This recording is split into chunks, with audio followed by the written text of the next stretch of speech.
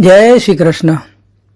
પ્રિય વૈષ્ણવજનો, આજે આપણે શ્રી ગુસાઈજીના ચતુર્થલાલ ગોકુલનાથજી અને એમના સેવક હરિદાસભાઈ બુચઈ કે જેમણે ગોકુલનાથજીએ બાદશાહ જહાંગીર સામે કંઠીનું તથા તિલકનું રક્ષણ માટે પરિશ્રમ કર્યો, તો તેની પાછળ અન્ય પણ સખડી મહાપ્રસાદનો ત્યાગ કર્યો હતો.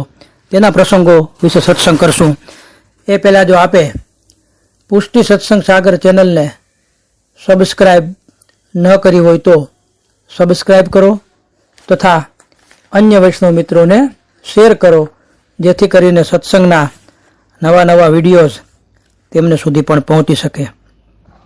હવે આ હરિદાસ બુચઈ એ કરંટી ગામના વતની હતા અને જ્ઞાતિએ ક્ષત્રિય હતા.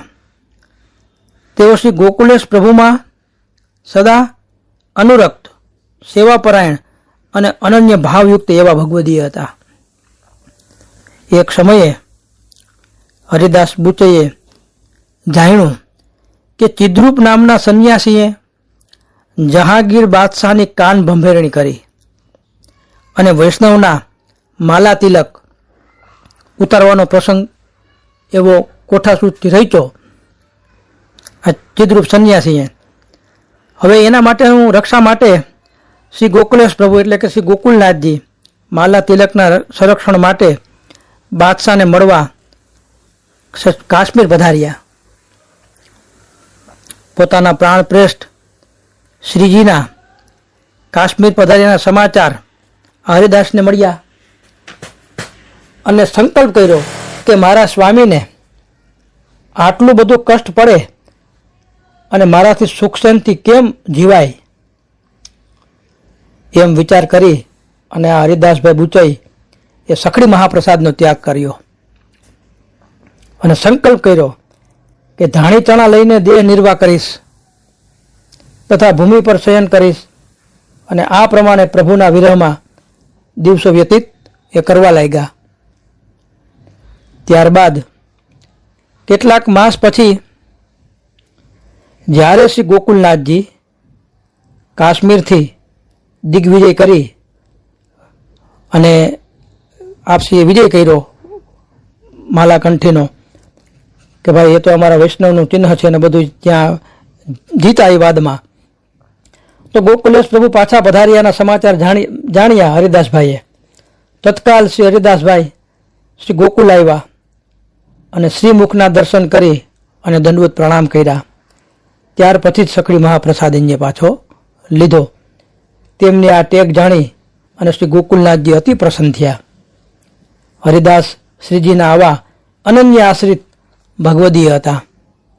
પ્રસંગ બીજામાં કે એક વખત આ હરિદાસ શ્રી ગોકુળમાં હતા અને તે સમયે શ્રી ગોકુલેશ પ્રભુને પિંડરું એટલે કે વૃદ્ધિ સૂતક આવ્યું. સૂતકના દિવસોમાં શ્રીજી બહાર બિરાજમાન હતા અને હરિદાસ પણ નિકટ બેઠા હતા. તે સમયે શ્રીજીના મુખારવિંદમાંથી પુષ્ટિ માર્ગના સ્વરૂપની સ્વસિદ્ધાંતોની તેમજ રહસ્ય વાર્તાના પ્રસંગોના રસભૈરા વચનામૃતોની વૃષ્ટિ થઈ રહી હતી. એટલામાં શ્રી ઠાકોરજીના રાજભોગ સૈરા અને રાજભોગના દર્શન ખુલ્યાના સમાચાર મળતા જ હરિદાસ ઊભા થઈ ગયા. શ્રીજીએ શ્રીહસ્તથી હરિદાસના ચોલણાનું દામણ ખેંચી અને તેમને બેસાડ્યા અને આજ્ઞા કરી, જે રસ ત્યાં છે તે રસ અહીં પણ છે, કે આપ દર્શન કરવા જાઓ છો તો એ જ્યાં એવો આનંદ ને જે રસ તમને ત્યાં દર્શનમાં થશે તો હું અહીં બિરાજું છું એવો રસ ને એ આનંદ તમને અહીંયા મળશે, એમ કરીને હાથ ખેંચીને પાસે બેસાડી દીધા. આ પ્રમાણે શ્રીજીએ એટલે કે શ્રી ગોકુલનાથજીએ હરિદાસ ઉપર કૃપા કરી સ્વસ્વરૂપનું જ્ઞાન કરાવ્યું. આ હરિદાસજી શ્રીજીના આવા અંતરંગ કૃપાપાત્ર ભગવદીય હતા. પ્રસંગ ત્રીજામાં પણ એવું મળે છે કે શ્રી ગોકુલેશ પ્રભુના એક સેવક તીર્થદાસ કાયસ્થ હતા. તેઓ બુઢિયા સારંગપુરના વતની હતા. એકવાર શ્રી ગોકુલથી કરંટી ગામ જવા માટે તીર્થદાસ શ્રી ગોકુલનાથજી પાસે વિદાયની આજ્ઞા લેવા માટે ગયા. શ્રીજીએ પ્રસાદ અને બીડા આપી અને વિદાય કર્યા અને શ્રીમુખે આજ્ઞા કરી કે તીર્થદાસ, તમારા ઉપર ખૂબ કૃપા થઈ છે.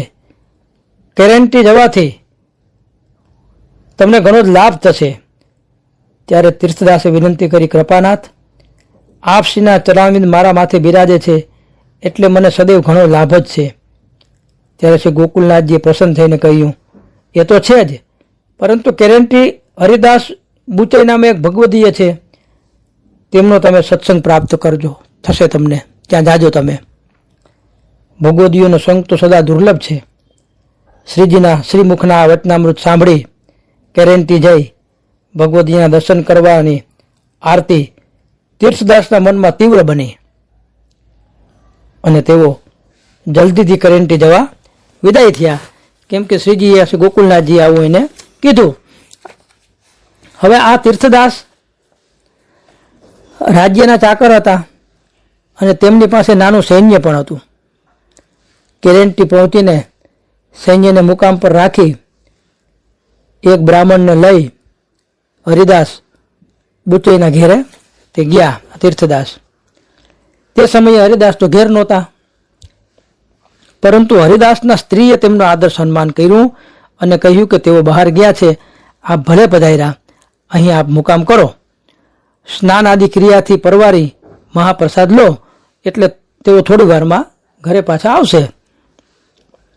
તીર્થદાસે કહ્યું, મને રોકાવાનો સમય નથી, આજ રસ્તે ફરીથી પાછો આવીશ, ત્યારે હરિદાસને અવશ્ય મળીશ.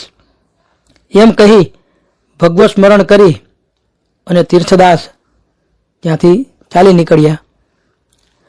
ત્યાં તો ગામના ગોંદરે જ હરિદાસ આવતા હતા. તીર્થદાસની સાથે જે બ્રાહ્મણ હતા તેમણે દૂરથી હરિદાસને ઓળખાવ્યા કે જે આવે છે સામેથી તે જ હરિદાસ છે. તીર્થદાસ તત્કાલ ઘોડા ઉપરથી નીચે ઉતરી હરિદાસને મળવા ઝડપથી સામે ચાલીને ગયા. ભગવત સ્મરણ કર્યા અને પરસ્પર ભેટ્યા. હરિદાસ તો આશ્ચર્યચકિત થઈ આ બધું જોઈ રહ્યા. તીર્થદાસે સર્વ વૃત્તાંત કહ્યો. આથી હરિદાસને ખૂબ આનંદ થયો અને આગ્રહ કરી તીર્થદાસને પોતાને ઘેર તેડી લાવ્યા. યથાશક્તિ સમાધાન કર્યું, ભગવદ વાર્તા કરી અને શ્રીજીના સમાચાર પૂછ્યા, શ્રી ગોકુલનાથજીના. તીર્થદાસે થોડાક દિવસ રોકાઈ અને ભગવદીયના સંઘનું સુખ માણ્યું. તો આ પ્રમાણે શ્રી ગોકુલેશ પ્રભુએ અતિ કૃપા કરી અને તીર્થદાસને હરિદાસ જેવા ભગવદીયના સત્સંગનું દાન કર્યું. અને આ હરિદાસજીએ ગુજરાતીમાં ધૂળપદ પણ ઘણા રચ્યા એવો પણ ઉલ્લેખ મળે છે. તો આ હરિદાસ બુચઈ શ્રી ગોકુલનાથજીના સ્વરૂપાસક્ત અને અનન્ય ભાવવાળા ભાગ્યવાન ભગવદીય હતા. શ્રી વલ્લભાધીશ કી જય.